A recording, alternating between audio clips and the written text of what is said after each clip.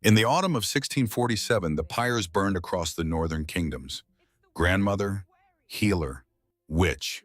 The names changed, the flames didn't. Every girl learned the lesson young. Hide what you are, bury your gifts, survive by staying invisible. Because the towers watched, and the Inquisitors waited. Ravencroft Tower rose from the hilltop like a tombstone.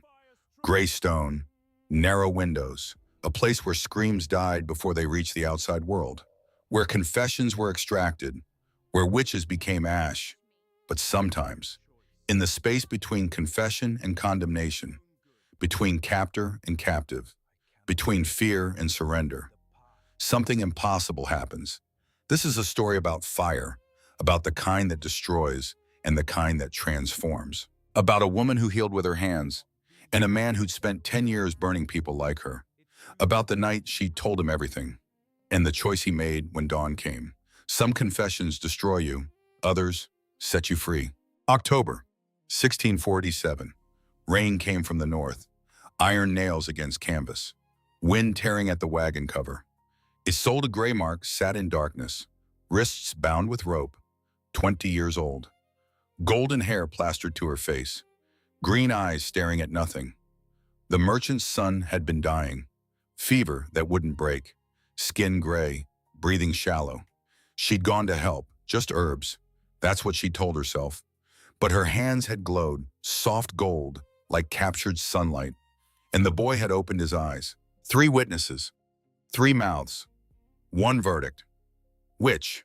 By sunset, church soldiers at her door. Now, 6 hours north, toward Ravencroft Tower, toward the Inquisitor they called the Unforgiving. She pressed her back against wooden slats, tried not to think about grandmother. Failed, 5 years old, lifted by father to see over the crowd. She'd thought it was a festival. Then she'd seen grandmother tied to the post, seen the torch, heard the screaming. 15 years later, she could still smell the smoke. The wagon stopped. Her heart stopped with it. A soldier yanked the canvas back. Rain poured in, cold, merciless. Out! Isolde stumbled into mud, looked up. Ravencroft Tower rose from the hilltop like a broken tooth. Gray stone, narrow windows, a place built to contain screams. Lightning split the sky. Thunder made her ribs vibrate. The soldier grabbed her arm, dragged her toward the iron door. It opened before they reached it. A man stood in the doorway. No, not a man, a giant. 7 feet of muscle and shadow, broad shoulders filling the frame, dark skin gleaming in lightning flash, hair black as pitch, face too angular to be called handsome. Beautiful. That was the word. Terrifying. That was the other word. His eyes found hers. Black eyes, deep as midnight wells. Isolde forgot to breathe. Bring her inside. His voice low, resonant, the kind that could command armies or seduce saints. The soldier shoved her forward. She stumbled across the threshold, water streaming from her hair, her dress, her bound wrists. The door slammed shut. Final, like a coffin lid, she was alone with him now, the Unforgiving, Caspian Ravencroft. He circled her slowly, studying, not like a man studies a woman, like a scholar studies a manuscript. Isolde kept her chin up. Grandmother had taught her that. Show fear to men and they'll devour you. Show strength and they'll pause, even if the strength is pretend. You're younger than I expected. His voice came from behind. She resisted the urge to turn. Prey animals tracked predators. She wasn't prey. The report said you healed a dying child. He moved into view, stopped 3 feet away, close enough to see scars on his hands. Old burns, sword cuts, evidence of violence written on skin. With witchcraft, he tasted the word, testing it. I used herbs, her voice steadier than she felt. Willow bark, feverfew. My grandmother taught me. Your grandmother was burned for witchcraft 15 years ago. The words hit like fists. Her breath caught. Of course he knew. Of course he'd researched. Inquisitors built cases, like lawyers, like executioners. She was innocent. The words escaped before she could stop them. He tilted his head. Was she? Yes. Then why did 3 witnesses testify? Why did the village priest swear she'd cursed his crops? Because people are liars. Because they feared what they didn't understand. Because killing a woman is easier than admitting you're wrong. Isolde bit her tongue, said none of it. He stepped closer, 2 feet between them now. She could smell him. Leather, wood smoke, something underneath that made her pulse quicken. I've been watching you. Isolde Greymark. He said her name like a secret. 3 months. Her stomach dropped. 3 months. I've seen you in the forest at midnight. Seen you kneel beside injured animals. Seen the light from your hands. Oh God, if he'd seen that much, if he had proof. I've watched you heal wounds that should have been fatal. Watched you sing to dying flowers until they bloomed. He'd seen everything. She was dead. So here's what I know. His hand came up, slowly, giving her time to flinch. She didn't. Couldn't. His fingers touched her chin, tilted her face up. You have real power, genuine magic. His thumb traced her jawline, and you use it to heal, to help, to ease suffering. His dark eyes held hers, searching. Everything the church says is impossible. Wait, what? Everything I've been taught to believe can't exist. His hand fell away. He stepped back, turned to the narrow window where rain battered glass. Isolde's mind spun. This wasn't how interrogations worked. Was it, why am I here? Her voice barely above a whisper. If you've already decided I'm guilty, why not just burn me? Silence, long, lightning flashed, illuminated his profile. Strong jaw, tense shoulders. Because I want to understand you. He turned back. Before I pass judgment. Understand me. I want to know if you're truly the monster the church claims. He moved toward her, slow, deliberate. Or if you're something else entirely. Her heart hammered. And if I'm not a monster, then everything I've believed for 10 years is a lie. The admission hung between them. Raw, honest, dangerous. I don't understand. She shook her head, water droplets flying. You're an Inquisitor. You hunt witches. You burn them. Yes. His voice turned bitter. I've sent 43 people to the pyre in 10 years. 43, dear God. Most were innocent, victims of jealousy, superstition, fear. He looked at his scarred hands. I freed those I could, when evidence was weak, when I could justify mercy. He looked up, met her eyes, but some were real practitioners. Twisted things, corrupted by dark powers, using magic to harm, to kill. His jaw tightened. Those I burned without hesitation. Her throat went dry. But you, he stepped close again. You are different. How you have real power more than I've ever sensed. His hand came up, stopped just short of touching her face, hovering. But there's no darkness in you, no corruption. His fingers trembled slightly. You're exactly what the church says can't exist. He dropped his hand, stepped back, crossed to a table, poured dark liquid from a crystal decanter into 2 silver cups, brought one to her. Drink. She stared at the cup, at her bound wrists. He made a low sound, set the cup down, drew a knife. She flinched. Something flickered across his face. Pain. Maybe. I'm not going to hurt you. He knelt, sliced through the rope. The bonds fell away. She rubbed chafed skin, blood flowing back. Painful, necessary. He stood, offered the cup again. This time she took it. Wine. Good. Rich. Warm going down. She hadn't realized how cold she was until warmth spread through her chest. He drank from his own cup, watching her. I have a proposition for you, Isolde Greymark.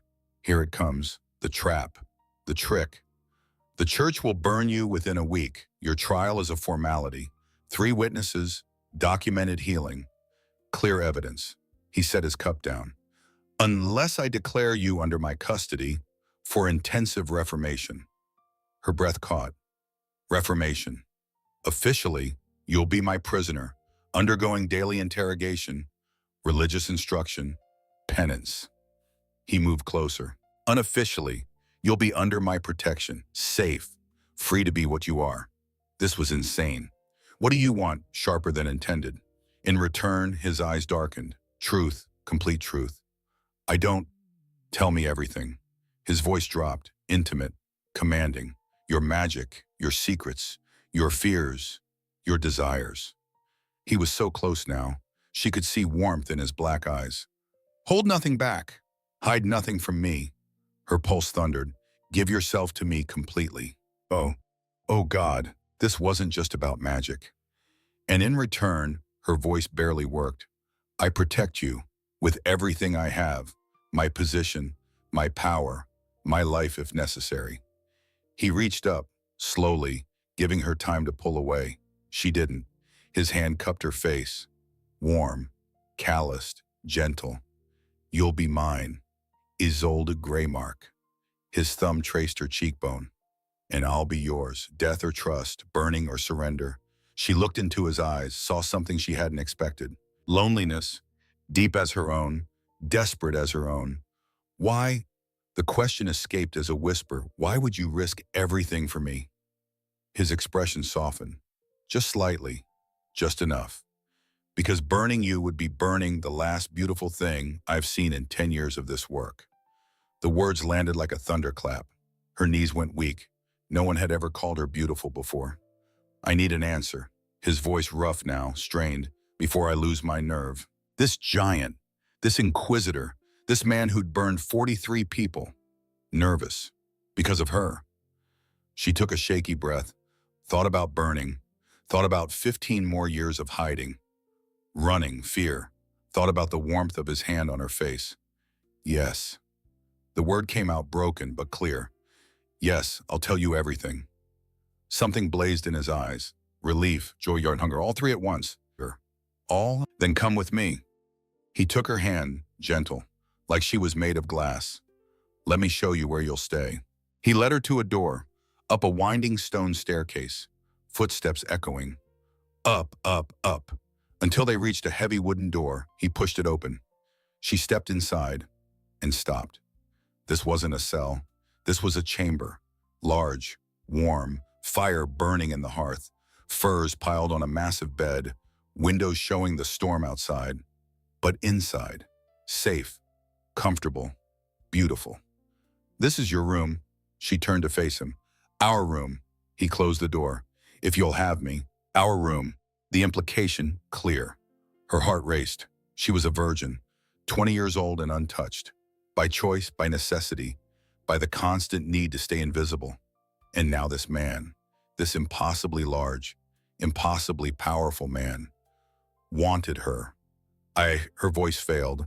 He crossed to her, stopped a foot away, close, but not touching. I won't force you. His voice soft. If you want separate quarters, I'll arrange it. If you want me to leave you alone tonight, I will. He swallowed hard. But I'd very much like to stay. She looked up at him, this man who'd watched her for 3 months, who'd seen her magic, seen her truth, and wanted her anyway. I'm afraid. The admission escaped before she could stop it. Of me, of this. She gestured between them, of wanting something I've never let myself want. His expression gentled. What do you want, Isolde? She met his eyes, decided on truth. You, the word barely audible. I want you. Terrifying, liberating, truths. He closed the distance. His hands came up, framed her face. May I kiss you? Permission asked. Not taken. Her breath shuddered. Yes. He lowered his head, slowly, giving her time to change her mind. She didn't. His lips touched hers, soft, tentative, questioning. Her eyes fluttered closed.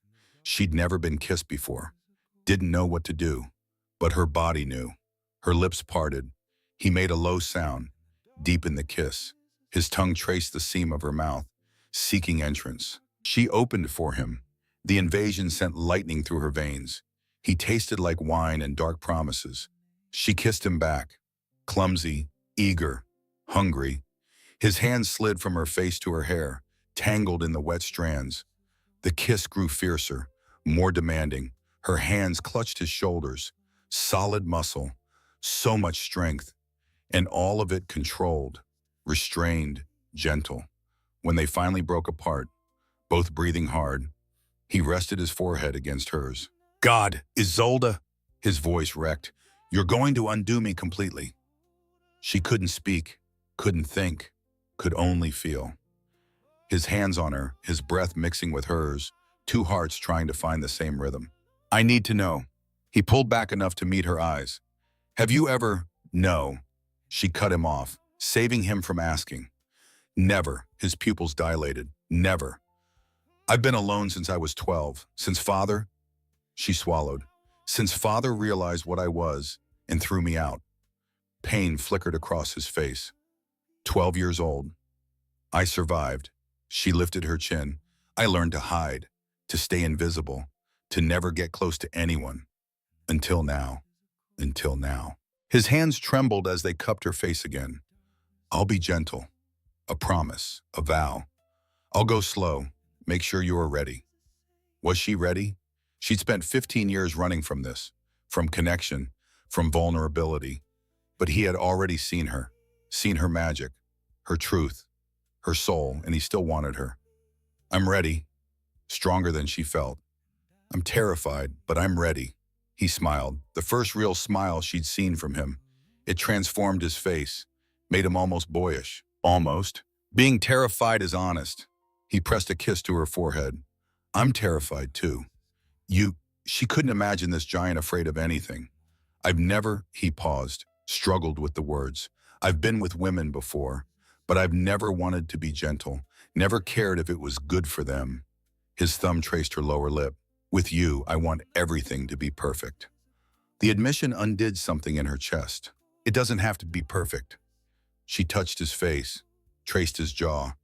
It just has to be honest. His eyes blazed. Then let me be honest.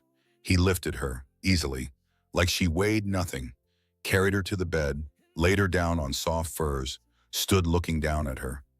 You're the most beautiful thing I've ever seen. Her breath caught. He knelt beside the bed, brought his face level with hers. I'm going to touch you now. His voice low, rough. Tell me if you want me to stop. She nodded. His hands found the laces of her dress, wet, clinging. He unlaced them slowly, watching her face for any sign of fear. The dress fell open. Beneath, her shift, thin linen, almost transparent where rain had soaked through. His breathing changed, deeper, harder, but his hands stayed gentle as he peeled the wet fabric away. She lay bare before him, exposed, vulnerable. His eyes traveled over her, slow, reverent, perfect. The word barely more than breath. He stood, began removing his own clothing, the black coat, the leather vest, the shirt beneath. Each piece revealed more scarred skin, more evidence of violence survived, but also muscle, power, strength. When he unlaced his breeches, her eyes widened. He was proportional to his height. Oh God. Isolde, his voice gentle. Breathe. She realized she'd stopped breathing, forced air into her lungs. I'm not going to hurt you. He climbed onto the bed beside her, I promise. His hand touched her shoulder, slid down her arm, learning the shape of her. Tell me what you're feeling. Afraid, the honesty escaped, but wanting anyway. Good. His hand traced patterns on her skin, fear and want, both are honest. His lips found the pulse point at her throat, kissed, gentle. She arched into the touch. Tell me. His voice muffled against her skin. While I'm learning you. What do you want me to say? Everything. His mouth moved lower, to her collarbone. Every sensation, every thought. His hand cupped her breast, thumb circling. She gasped. That, he murmured. Tell me that. It feels... Words failed, like lightning. Where everywhere. His mouth closed over her nipple. She cried out, pleasure sharp enough to hurt. His hand slid lower, over her ribs, her stomach, the curve of her hip. May I? He paused at the juncture of her thighs. Yes. The word came out broken. His fingers found her. Gentle, exploratory, learning what made her gasp, what made her moan. So wet, satisfaction in his voice. Your body knows what it wants. He circled, teased, built sensation layer by layer. Her hips moved without permission, seeking more. That's it, he encouraged. Take what you need. His finger slid inside her back arched off the bed. The intrusion, foreign but not unwelcome. He worked her carefully, adding a second finger when her body relaxed. The stretch burned slightly, but his thumb kept circling, pleasure eclipsing discomfort. I'm going to make you ready. His voice rough now, strained, before I take you. His fingers curled inside her, hit something that made stars explode behind her eyelids. She screamed. Pleasure crashed over her in waves, her body convulsing around his fingers. He worked her through it, gentle, but not stopping until the last tremor faded, when she could breathe again, could think again. She looked up at him, his eyes blazed, hungry but patient. Now, she asked, voice wrecked. Now. He positioned himself between her thighs. Look at me. Isolde, stay with me. She met his eyes. He pushed forward. Just the tip. The stretch immediate. Intense. She whimpered. Breathe. He held completely still. Just breathe. She forced herself to relax. To breathe through the burning stretch. Gradually. Incrementally. Her body began to yield. He pushed forward another inch. Then another, moving so slowly, trembling with restraint. That's it, he praised, taking me so well.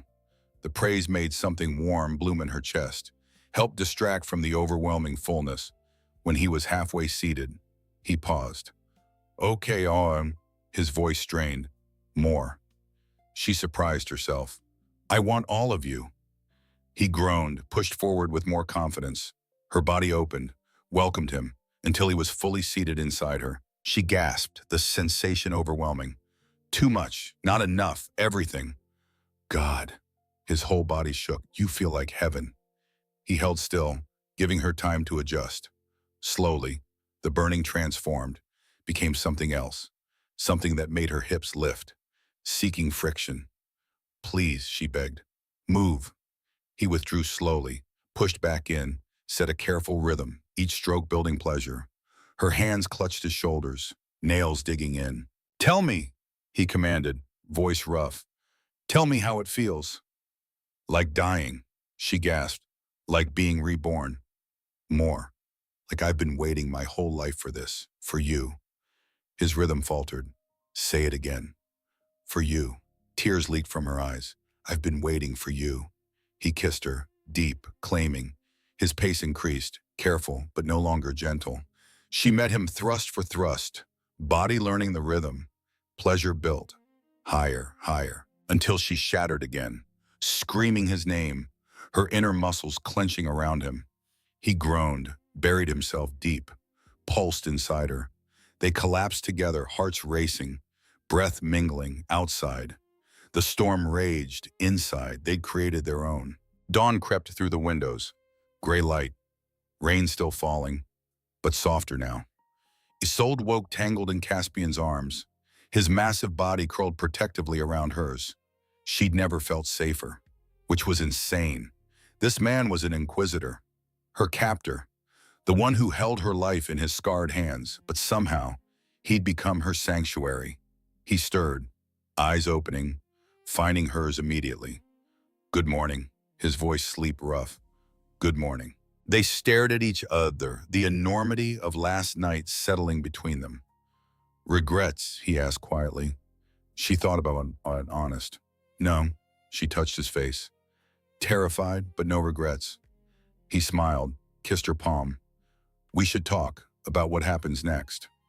What does happen next? He sat up, drew her with him, keeping her close. Officially, you're my prisoner, undergoing reformation. He traced patterns on her shoulder. Every morning, I'll conduct interrogations, ask you about your magic, your practices, your beliefs. And really, I want to learn, I want to understand your gift. His hands slid to her hair, tangled and wild. I've felt magic in my own blood my whole life, suppressed it, denied it, feared it. He met her eyes. Maybe you can teach me to stop being afraid. Hope bloomed in her chest. I can try. In the afternoons, I'll teach you to read and write. My library is yours. I can't read. The admission embarrassed her. You will. He kissed her forehead. You're brilliant. It won't take long. And the nights, his eyes darkened. The nights are ours. Ours. The words settled warm in her chest. What about your superior? This Magistrate Aldrich, His expression hardened. He'll come to inspect eventually. When he does, we'll have to perform. Perform. You'll need to look broken, repentant. I'll need to look severe. His jaw clenched. It won't be pleasant. She understood.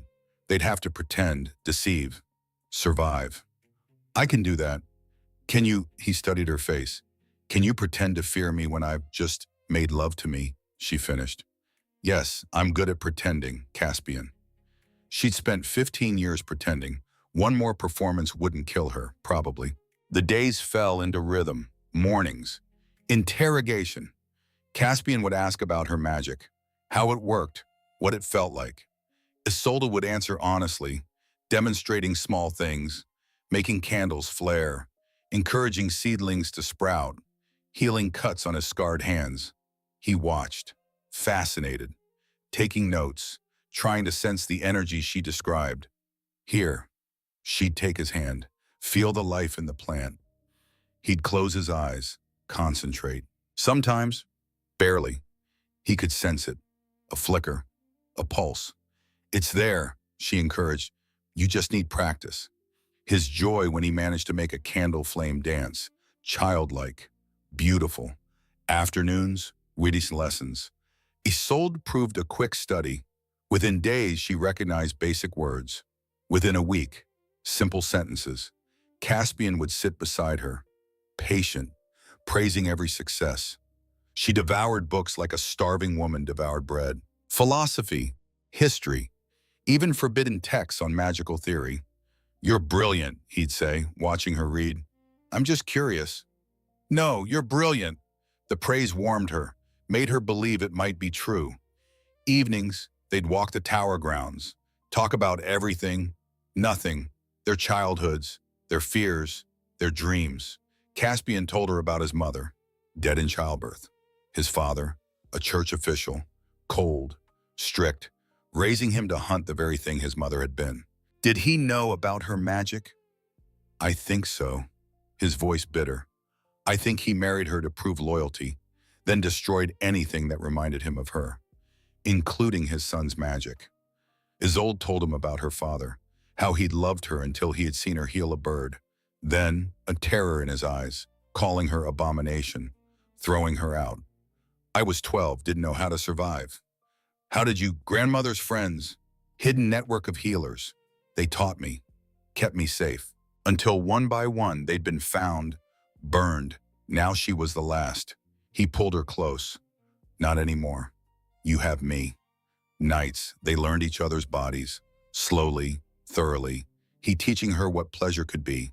She teaching him what tenderness meant. Each time better than the last, each time. Driving them deeper into this impossible love. On the fifth night, tangled together after. Isolde traced scars on his chest. Tell me about this one. Demon cult, northern province, they were using blood magic. In this sword fight, the father of a girl I'd accused, he was right, she was innocent. Pain in his voice. I freed her, but he died trying to protect her from me. She kissed the scar. You carry your regrets. Don't you every day? They held each other, two damaged people, finding wholeness. On the 10th night, she woke to him staring at her. What? I'm memorizing you. His voice soft. In case this ends badly. It won't. You don't know that. I know you won't let anyone hurt me. He pulled her closer. I'll burn the world first. She believed him. On the 13th day, a letter arrived. Caspian read it, expression hardening. Aldrich, he's coming day after tomorrow. The words landed like stones. Their time was up. Then we prepare. She kept her voice steady. They spent that night planning, rehearsing, how she'd act, how he'd act, what they'd say, how to make it convincing. I'll have to chain you again. His voice rough. Make it look real. I know. I'll have to be cold, harsh. I know. If he asked me to hit you, then you hit me. She cut him off, not hard, but real enough. I can't. You have to. She took his face in her hands. We both do what we must to survive. That night, they made love like it was the last time. Desperate, tender, perfect. Afterward, lying in his arms, she whispered, "Whatever happens tomorrow, know that I love you. I love you too." He kissed her hair, more than life. They fell asleep tangled together. 2 weeks, 14 days, long enough to fall in love. Long enough to build something worth protecting. Now they'd have to fight to keep it. Week 3. Pounding on the tower door woke her. 3 in the morning. Rain against windows. Darkness thick as wool. Caspian was already moving, pulling on breeches, grabbing his sword. "Stay here," his voice low, commanding. "But stay here." He disappeared down the stairs. She sat up, listening, heart hammering, voices below, a woman, crying, begging. Desperation needed no translation. Footsteps on the stairs. He returned, face grim. "There's a woman. Her daughter is dying." She was already out of bed. How old? 6, fever, convulsions. The village healers tried everything. He caught her arm. "It's dangerous. If anyone sees, then we make sure no one sees." She pulled a shift over her head. "I'm not letting a child die." He studied her face. Knew arguing was pointless. "I'll bring them up the back stairs. Fenric will stand watch." Fenric, the guard captain, loyal, discreet, useful. 10 minutes later, a woman stumbled into their chambers, carrying a small bundle. The girl, barely breathing, skin gray, eyes rolled back. Isolde's heart clenched. "Put her on the bed." The mother obeyed, hands shaking. Isolde knelt beside the child, placed her hands on the fevered forehead, closed her eyes, reached for her magic. It came like a flood, golden light pouring from her palms. She sensed the infection, deep in the lungs, aggressive, deadly. Poured herself into the healing, burning out the sickness, knitting damaged tissue, breathing life back into dying cells. The girl gasped, eyes flew open, color returned to her cheeks. The mother sobbed.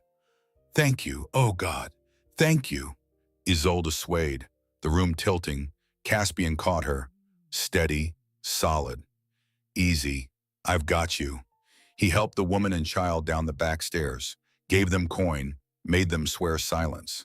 When he returned, she was sitting on the floor, too dizzy to stand. "You gave too much." He lifted her, carried her to bed. She was dying. "So were you, almost." His jaw tight. "You can't drain yourself like that." "I'll be fine by morning." That's not the point. But it was the point, exactly the point. This was what she did, who she was. He seemed to understand, his anger fading to resignation. He held her while she shook, exhaustion crashing over her. "Sleep," he murmured. "I'll keep watch." She slept and woke to sunlight, feeling hollow but alive. Worth it. Always worth it. The woman told someone, of course she did. How could she not? Her daughter had been dying, now lived. Miracle. Magic. Witch. Word spread. Carefully, quietly. But it spread. Within a week. Another knock at midnight, a man, his wife bleeding after childbirth. Midwife couldn't stop it. Isolde went, healed, saved both mother and infant. Another week, a boy with a crushed hand, cart accident, would lose it without magic. Isolde regrew bone, reconnected tendons. The boy kept his hand. And the network began to grow. Those she saved, told those they trusted, who told others they trusted. A web, delicate, dangerous, but strong. Caspian screened every request. Only the desperate, only the dying, only those who understood the cost of discovery. Captain Fenric became their gatekeeper. His wife had been one of Isolde's first saves. Before the tower, before Caspian, a fever that should have killed her. Isolde's magic hadn't. Now Fenric owed her everything. He stood watch during midnight healings, smuggled patients through back passages, kept the other guards away. My life for hers, he'd sworn to Caspian. Always. By the end of month 2, Isolde had healed 19 people, saved 14 lives outright, restored 5 to health after illness, and every time, gave pieces of herself, came back to Caspian hollow, shaking, drained. He'd hold her, warm her, feed her, pour himself back into the empty spaces. "You're going to burn out," he warned. "Then I burn bright first." He couldn't argue with that, didn't try. just loved her harder, held her closer, tried to be enough to refill what she gave away. Month 2, day 7. The letter arrived at dawn. He read it, face draining of color. "What?" she asked, though she already knew. "Aldrich, he's coming. When Bodya, today, arrives by noon. 4 hours. 4 hours to transform their sanctuary into a prison. They moved fast. She changed into a rough dress, unwashed, torn at the hem. He mussed her hair, smudged dirt on her face, used makeup to create bruises, yellow-green on her cheek, purple on her wrist. Does it look real?" She studied herself in the mirror. Too real. His voice rough. They cleared the chambers of any sign she lived there. Books, clean clothes, evidence of comfort. Made it stark, cold, punishing. The workroom, locked, hidden. The library, off limits. Everything that made this place livable. Gone. By the time hooves sounded outside, she barely recognized her reflection. Broken, defeated, repentant, perfect. He chained her wrists, the iron cold against her skin. "Remember," his voice low, for her ears only. "Nothing they see is real." "I know. I love you. I love you too." He led her down to the interrogation chamber, the one they hadn't used since that first night. Cold stone, chains hanging from walls, table with instruments, not torture devices, just the threat of them. Enough. He positioned her in the center, secured her chains, stepped back, his face transformed. The lover disappeared. The Inquisitor remained. Cold, hard, merciless. Her breath caught, even knowing it was performance. The change terrified her. Footsteps outside. The door opened. Magistrate Aldrich entered, and she understood why Caspian feared him. The man radiated authority. Gray-bearded, 60, maybe older. Eyes like winter ice. He'd burned people, hundreds of people, and felt nothing. 2 junior Inquisitors followed, young, eager, hungry to prove themselves. And a scribe, to document everything. Perfect. Witnesses to her reformation, or her condemnation. Aldrich circled her, studying. "This is the Greymark witch." "Yes, Magistrate." Caspian's voice formal, empty of emotion. "She looks half dead already. Strict penance, limited food, constant interrogation." "Good." Aldrich stopped in front of her. "Look at me, girl." She lifted her eyes, meek, frightened, not hard to fake. "Do you renounce your witchcraft?" "Yes, Magistrate." Her voice small, broken. "I see now I was deceived." "Deceived by whom?" "The devil, sir. I thought I was helping, but I served evil." The words tasted like ash, but she spoke them clearly. His eyes narrowed. "Your contrition seems convenient." "I swear, sir, I'm grateful for Inquisitor Ravencroft's mercy." "Are you?" Flat, disbelieving, he turned to Caspian. "Show me your methods." "No, please, no." But Caspian's face remained impassive. "Of course, Magistrate." He crossed to the table, selected a leather strap, not the worst instrument there, but bad enough, returned to her. "Tell me your sins." His voice cold. "Command." This was the performance. This was the price. "I used witchcraft to heal the merchant's son." She kept her voice steady.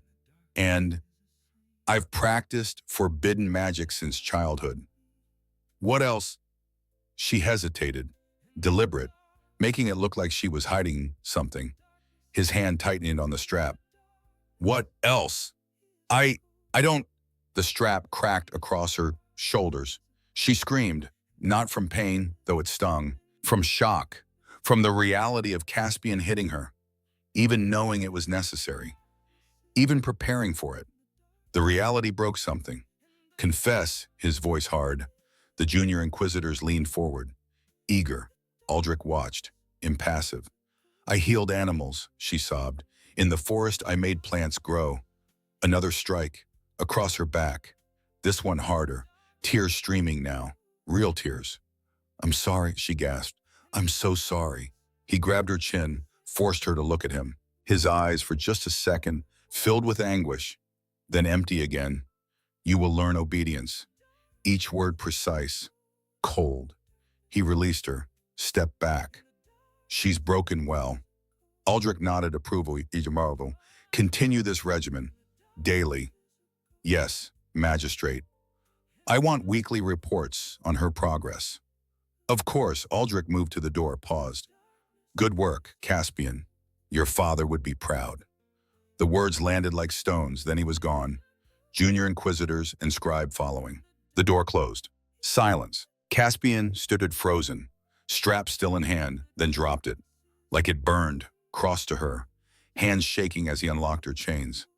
I'm sorry, his voice breaking. God, Isolde, I'm so sorry. She couldn't speak. The marks on her back throbbed, but worse, much worse, the look in his eyes when he'd hit her. Empty, like she was nothing, even knowing it was fake. Her body didn't know. Her heart didn't know. Isolde, please, say something. She pulled away from his touch. I need a moment. Let me see your back. Don't touch me. The words escaped sharp, cutting. He flinched, like she'd struck him. I'll be in my study, if you need me. He left. She stood alone in the interrogation chamber, shaking. She didn't go to their chambers that night. Slept in a small room on the 3rd floor. Alone, he sat outside her door. She could hear him, breathing, waiting. She didn't open the door. Morning came. She stayed inside. He knocked, gentle. Isolde, please, let me see you.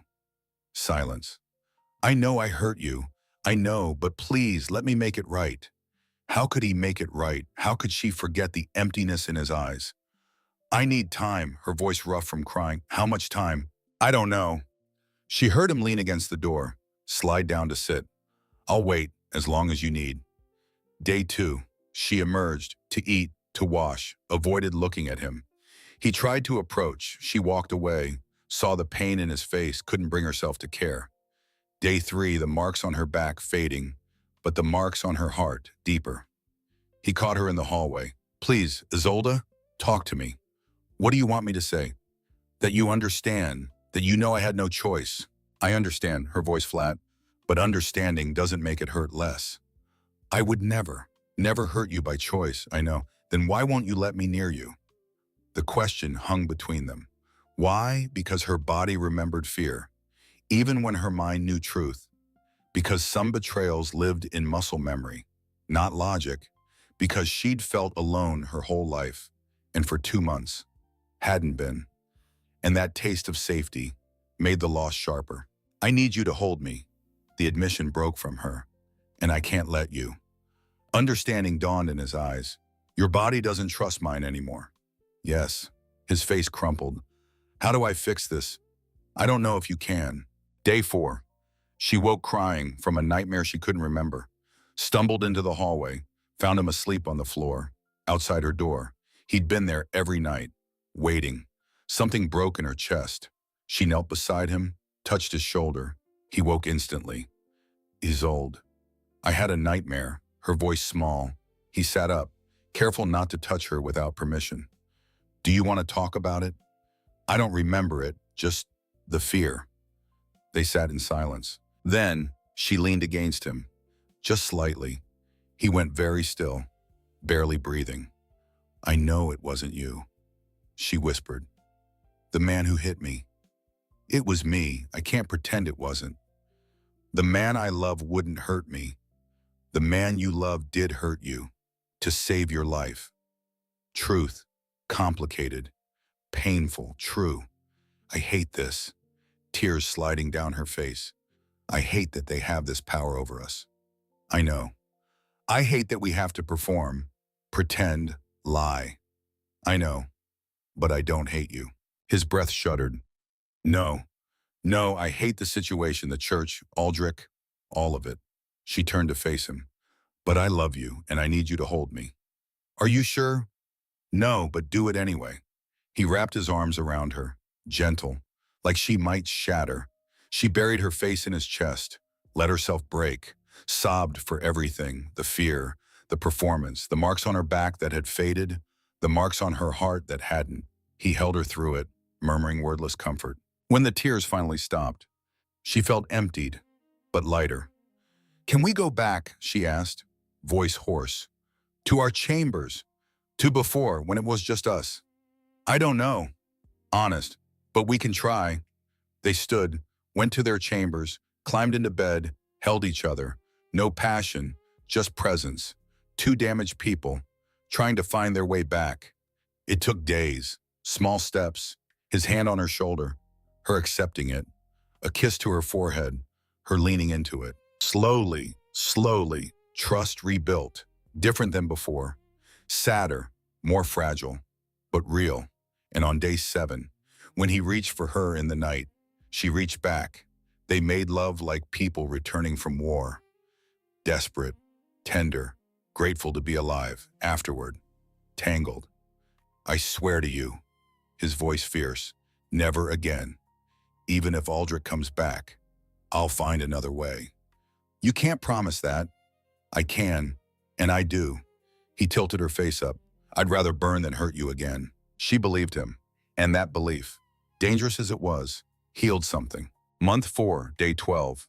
She woke and immediately ran for the chamber pot, vomited, violent, retching.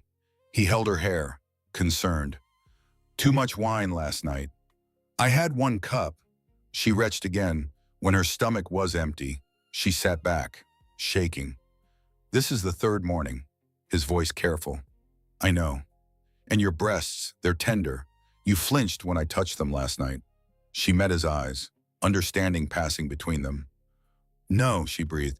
It's not possible. Isn't it? They'd been careful, mostly, but not always. Not that first desperate night. Not the nights after Aldrich, when they'd needed each other too badly to think. I need Brenna. She stood, wobbled. He steadied her. I'll send for her. Brenna arrived that evening, the hedge healer, 63, sharp-eyed, discreet. She examined Isolde in private, pressed her stomach, asked questions about her cycle, finally nodded. 8 weeks, maybe 9. 8 weeks, dear God. You're certain, her voice thin, as certain as I can be without magic to check. She closed her eyes, reached for her own magic, turned it inward, and felt it. A tiny spark. Not her life force, someone else's, someone new, growing inside her. Oh God. She sat down hard. Brenna patted her shoulder. Congratulations, or condolences, depending on the situation. I need to tell Caspian. I'll leave you to it. Brenna gathered her supplies. I'll come back next month. Check on you both. She left. Isolde sat, trying to process. A baby. She was carrying his baby. The door opened. He entered, face tight with worry. Well, she looked up at him. I'm pregnant. The words hung in the air. He froze. You're what? 8 weeks, maybe 9. He crossed to her, knelt, hands hovering over her stomach. May I? She nodded, his palm pressed against her still flat belly. There's a child inside you. Yes. Our child. Yes. His face transformed. Boy, wonder, terror, all at once. We made a life, his voice awed. We did. He looked up, met her eyes. How do you feel? Terrified. Me too. They stared at each other. Then, simultaneously, smiled, terrified, but not alone. He pulled her into his arms, careful, like she was made of glass. A baby. He breathed against her hair. We're having a baby. She laughed, half hysterical. What are we going to do? Protect you, both of you. Fierce, certain. Aldrich, the church, if they find out, they won't. You can't know that. Then we make sure. He pulled back, framed her face. We hide it. You'll say you're ill. Stay in the tower. No one sees you. For how long? I'll start showing in a few months. Then we have a few months to figure this out. Not a plan, but something. That night, lying in bed, his hand on her stomach. What do you hope for? He asked. Boy or girl, alive. She covered his hand with hers. I just want alive. Me too. They fell asleep like that. 2 people, soon to be 3, terrified, in love. Hiding the pregnancy proved easier than expected. Week 12, she declared gravely ill, confined to the tower. No visitors except Brenna. For treatment. The story spread. The witch was failing, the reformation too harsh. She might not survive. Perfect. Meanwhile, She bloomed. Morning sickness faded by week 14. Her appetite returned, ravenous. He fed her constantly. Everything she craved. You're going to spoil me. That's the idea. Week 16, her belly started to curve, small but visible. He became obsessed with it, hands constantly on her stomach, talking to the baby. Hello in there, this is your father. She laughed. It can't hear you yet. You don't know that. Week 20, first kicks. She gasped, grabbed his hand, pressed it to her belly. There, feel that. He went very still, concentrating. Then, a flutter against his palm, his eyes widened. That's the baby. That's our baby. He dropped to his knees, pressed his face against her stomach. Hello, little one. I'm your papa. She ran her fingers through his hair, throat tight. This man, this giant, dangerous, lethal, brought to his knees by new life. Beautiful, week 24. The network continued growing. Those she had saved formed a web of loyalty, 15 people who knew the truth, 20 who suspected, 30 who'd been helped in some way. All of them, silent, protective. Captain Fenric drilled them. If the magistrate returns, you say nothing. You've seen nothing. We're not soldiers, a farmer protested. Then you'll die like civilians. Fenric's voice hard. Is that what you want? Silence, Rum. The witch saved your lives, your families, your children. He looked at each face. Now we save hers. Week 30, Caspian became insufferable. Reading every midwifery text in his library, practicing emergency procedures. What if the baby comes breech? Brenna will be here, her patience wearing thin. What if Brenna can't make it? Then you deliver our child. I've never delivered a baby. You've read 17 books. You'll figure it out. He didn't look convinced. Week 36, she could barely move. Her belly massive, the baby active, kicking, turning, preparing. She spent days in bed, reading, resting. He wouldn't let her do anything. I can walk to the window. You could fall. I won't fall. I'll carry you. Caspian, humor me. She humored him because honestly, her feet hurt, her back ached, and being carried, pampered, loved, not terrible. Month 9, day 3, evening. She felt different, a tightness in her belly, not painful, just present. Something's wrong, she told him. He paled. Wrong how? Not wrong, just different. Another tightness, stronger. Oh no. I think it's starting. His eyes went wide. Starting, as in labor, yes. He moved fast, sent Fenric for Brenna, helped her to bed, began laying out supplies, clean linens, hot water, knives, thread, everything the text said they'd need. Another contraction, stronger, making her gasp. How far apart? His voice steady, controlled. The Inquisitor returning, calm in crisis. Maybe 10 minutes. Good, that's good. We have time. Brenna would arrive soon. Everything would be fine. Another contraction, then another, closer together. 7 minutes. 5, 3. This was happening fast, too fast. Where was Brenna? Her water broke, gushing, warm. Caspian, fear creeping in. I'm here. I've got you. Another contraction. Brutal. She screamed. That's it. Don't hold back. Hour 1. Contractions, constant. No break. No rest. Pain. Relentless. Hour 2. Brenna's still not here. Where is she? She gasped between contractions. Fenric went himself. She'll come. Hour 3. She wanted Dinma, wanted this to end, wanted the baby out. I can't do this. You can. You're the strongest person I know. I'm not strong. I'm dying. You're not dying. You're bringing life. Hour 4. Dawn approaching.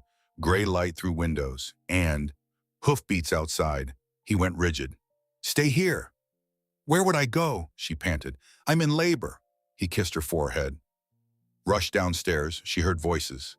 Then footsteps. Running. The door burst open. Not Brenna.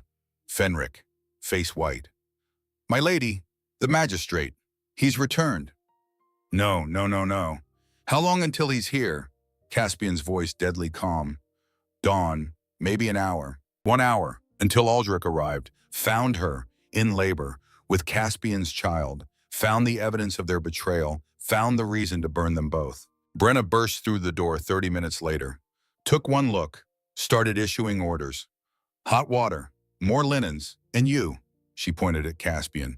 Behind her, support her back. He obeyed instantly, positioned himself, let her lean against his chest. Brenna examined, nodded. Baby's crowning, few more pushes. How long, he asked. Could be minutes, could be an hour. They didn't have an hour. Outside, hoofbeats approaching, multiple horses. Aldrich. Push, Brenna commanded. Now, hard as you can. She bore down, screaming, nothing. Again, another push, another scream, still nothing. Voices outside, the tower door opening, footsteps on stairs. One more, Brenna's voice urgent. Give me everything. She pushed, with everything she had, everything she was, and the baby's head emerged. Good, stop, don't push. Brenna worked fast, clearing the mouth, the nose. One more, shoulders. She pushed, the baby slid free, into Brenna's waiting hands. Silent, too silent. Brenna turned the infant, rubbed vigorously. Nothing. His heart stopped. Then, a wail, thin, reedy, beautiful. The baby cried, loud, furious, alive. A girl, Brenna announced, placed the infant on Isolde's chest, tiny, perfect, covered in blood and vernix, eyes opening, deep dark blue, already glowing faintly. Magic, from birth, powerful. She sobbed, touching her daughter's face. Hello, hello, little one. He wrapped his arms around both of them, his family, whole, real, here, for one perfect moment. The world was right. Then, the door slammed open. Magistrate Aldrich stood in the doorway, flanked by 5 junior inquisitors, 20 guards behind them. His face, shock, betrayal, rage, all cycling through in seconds. What? His voice deadly quiet. Is this? Caspian stood, placed himself between Aldrich and his family, hand on his sword. My wife, he said clearly. My daughter. Your wife, Aldrich's voice rose. The witch is your wife. Yes. You fathered a child with an abomination. I fathered a child with the woman I love. Aldrich's face purpled. I raised you, trained you, loved you like a son, his hand trembling on his own sword. And this is how you repay me, by betraying everything we stand for. I betrayed nothing. Caspian's voice steady. I found something worth protecting. Worth protecting? Aldrich stepping forward. She's a witch. That child is corruption given form. Behind Caspian, Isolde clutched Leora, the baby still crying. Brenna stood beside them. Old, frail, but defiant. That child, Caspian's voice dropped, dangerous, is my blood, my daughter. He drew a sword. You'll have to kill me to touch her. The junior inquisitors drew weapons. Guards shifted, uncertain. This wasn't witch hunting. This was something else. Aldrich stared at Caspian, the boy he'd raised, the man he'd trained, now standing against him. If that's what it takes, Aldrich's voice broke. So be it. He drew his sword. The standoff held. Caspian and Aldrich, swords raised, teacher and student, father figure and son, about to kill each other. Magistrate, one of the junior inquisitors, young, nervous. Perhaps we should... Silence, Aldrich snapped, his eyes never leaving Caspian's. You think you can beat me? Boy, I don't want to beat you. Caspian's grip steady. I want you to leave. Let us go. Can't do that? Then we fight. Then you die. Behind Caspian, Isolde's voice, weak but clear. If you burn us, burn me first. Both men turned. She'd sat up, still holding Leora, blood-soaked, exhausted but fierce. I'm the witch. He's innocent. He's a traitor. Aldrich's voice harsh. He's a man who chose love over hate. She met his eyes. Is that so wrong? When the object of that love is evil, yes. Look at this child. She lifted Leora slightly. Hours old. Innocent. Does she look evil to you? Aldrich's gaze flickered to the baby. Tiny, squirming, crying, human. She'll grow into her corruption. Or she'll grow into her father's goodness. Isolde's voice strong now. You raised him. You know what he is? I thought I did. You do. Caspian lowered his sword slightly. Everything you taught me about justice, about mercy, about protecting the innocent. He gestured to Isolde and Leora. She's innocent. Our daughter's innocent. And I won't let you kill them. Aldrich's sword wavered, just slightly. How many people have I judged in 10 years? Caspian pressed. Hundreds. And how many did I free? Most of them. Aldrich's voice grudging. Because they were innocent. And you trusted my judgment. This is different. What? Because you can't admit you might be wrong about magic. The words landed hard. Aldrich flinched. Outside, sounds of commotion. Voices. Many voices. Fenric appeared in the doorway, out of breath. Sir, there's a problem. What problem? Aldrich demanded. There are people. Outside. A lot of people. How many? 60? Maybe more. Aldrich's face hardened. Disperse them. They won't leave. Sir, they say they're here to protect the witch. Silence. Then Aldrich pushed past, strode to the window, looked down, and stopped. The courtyard below, packed with people. Farmers, craftsmen, merchants, women, men, even children. All armed with whatever they could find. Scythes, hammers, kitchen knives, walking sticks. Not soldiers, but determined. What is this? Aldrich turned to Caspian. People she saved. Caspian joined him at the window. People I showed mercy to. You built a rebellion. We built a community. Below, a woman stepped forward, young, holding a child. She called up. My daughter was dying. The witch saved her. Another voice, male, older. My wife, bleeding after childbirth. Your witch healed her. More voices. My son. My father. My sister. Me. Story after story. Life after life. Saved by Isolde's magic. Protected by Caspian's mercy. One of Aldrich's own guards stepped forward. Removed his helmet. My sister is in that crowd. Magistrate. The witch healed her fever. He set his sword down. I won't arrest her. Another guard. My nephew. She saved him from a crushed leg. Sword down. A third. My mother, she would have died without the witch's magic. Sword down. Half the guards, disarming. Stepping back. Choosing mercy over duty. Aldrich stared, speechless. The world he knew. Crumbling. You did this. He turned to Caspian, voice hollow. You turned my own men against me. I didn't turn anyone. Caspian's voice gentle. I just showed them there was another way. There is no other way. Magic is evil. The church burned my mother. The words fell like stones. Aldrich froze. What? 32 years ago, you were there. You helped build the pyre. Caspian's voice steady, but pain underneath. Her name was Elena Ravencroft. She healed the sick, grew food in winter, helped women birth safely. He stepped closer to Aldrich. And you burned her, because she was different. Aldrich's face drained of color. Elena, that was your mother. Yes. I didn't know. Your father never. My father was ashamed of what she was, what I might be. Caspian's hand moved to his chest. I have magic too, in my blood. Always have. Shock on Aldrich's face. That's impossible. You're an Inquisitor. I'm a man who suppressed his nature because I was taught to fear it. He looked at Isolde, at Leora. Until I met someone who showed me magic isn't evil. It's what you do with it that matters. He turned back to Aldrich. You raised me to seek truth, to protect innocence, to serve justice, his voice broke. So I'm asking you, as the man who was more father to me than my own. He extended his hand. Choose truth, choose justice, choose mercy. Aldrich stared at the offered hand, the weight of 32 years pressing down, thousands of interrogations, hundreds of burnings, all done in the name of righteousness.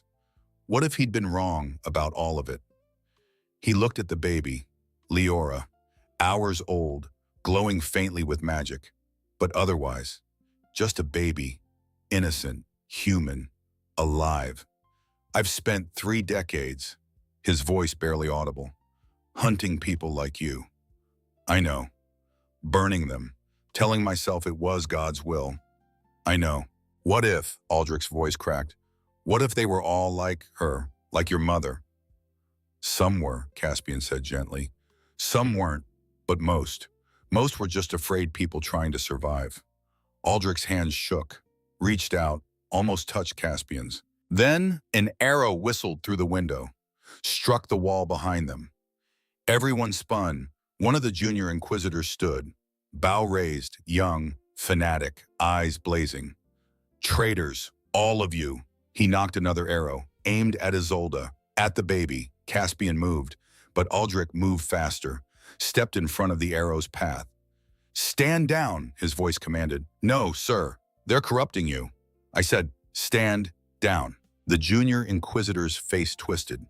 You're one of them now, a traitor. He released. The arrow flew.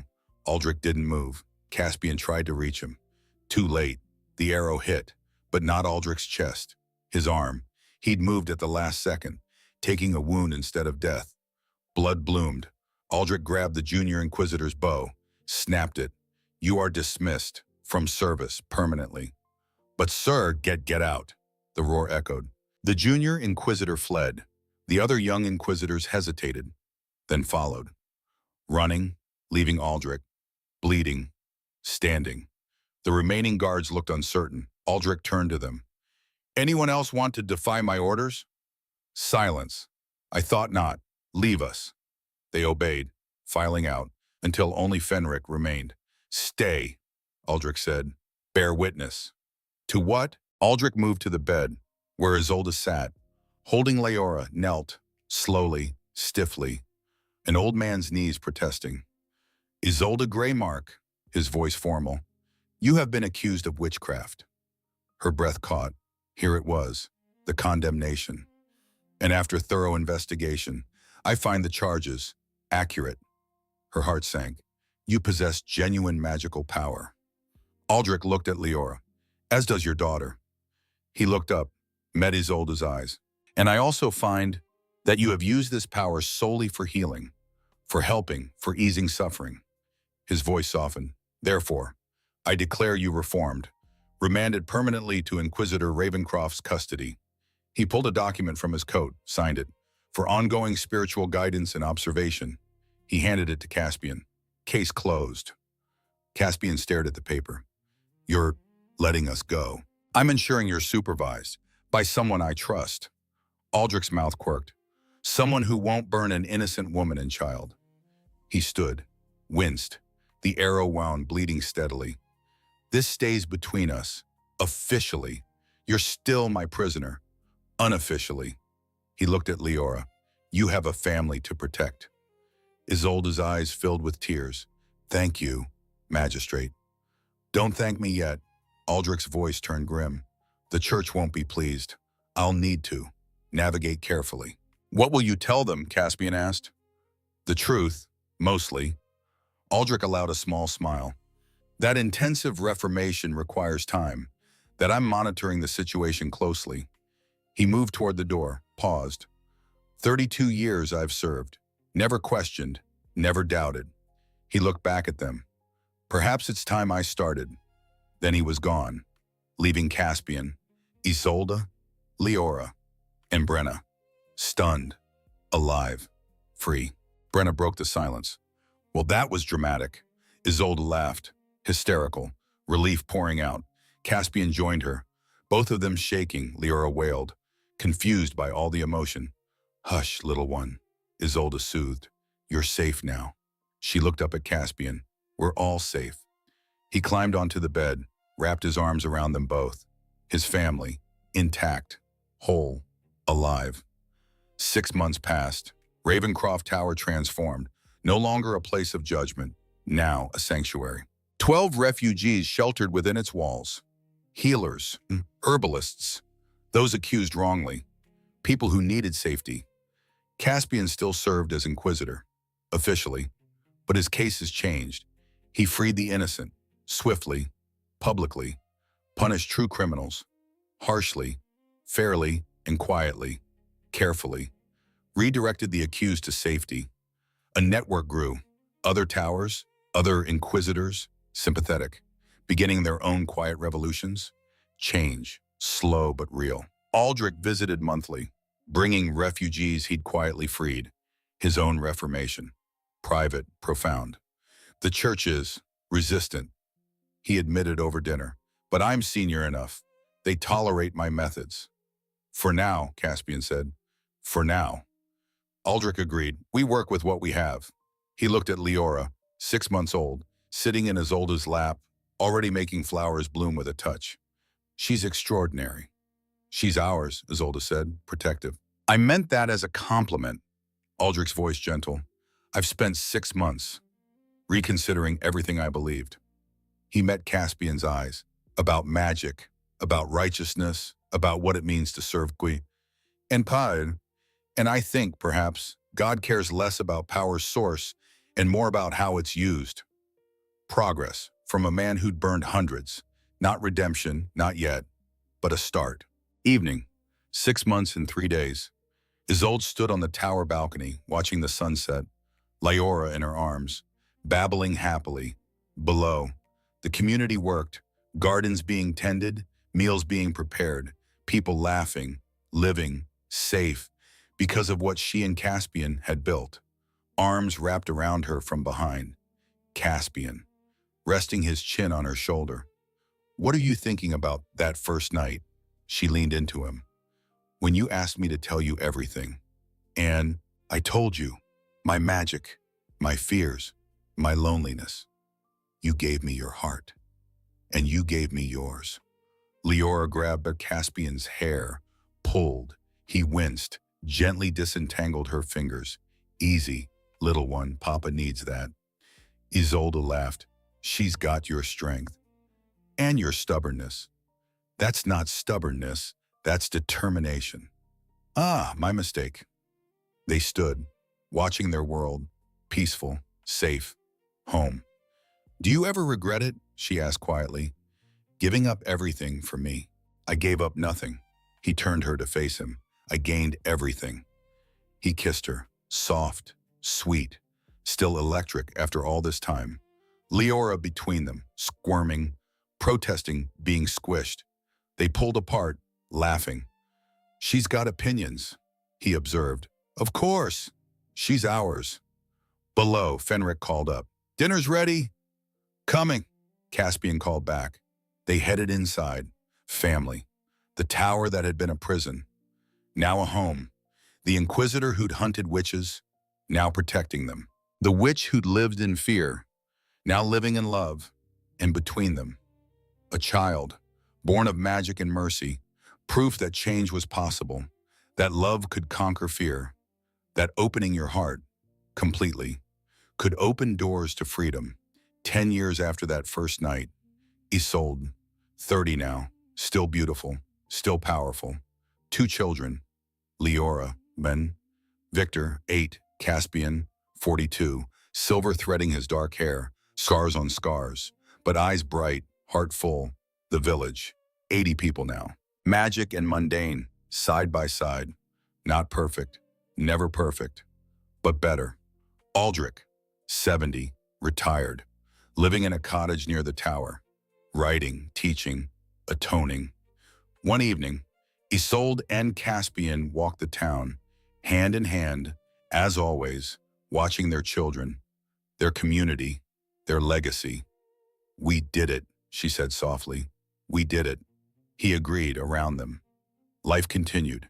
Children playing, adults working, community thriving, built on truth, trust, love, on the choice to see past fear, to embrace what matters. Above, stars emerging, one by one, lighting the darkness, the way they lit each other's darkness, that first terrifying, beautiful, transformative night.